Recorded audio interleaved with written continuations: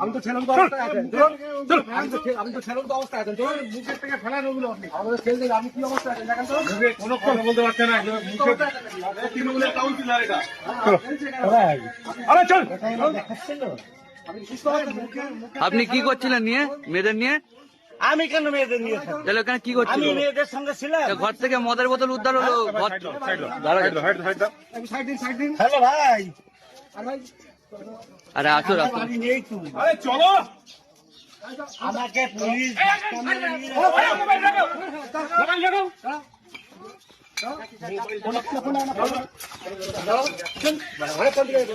Sir আমি যাচ্ছি, আমি যাচ্ছি, জানেন আমি যাচ্ছি, আমি যাচ্ছি, তোকে নিয়ে গেলে কি হবে?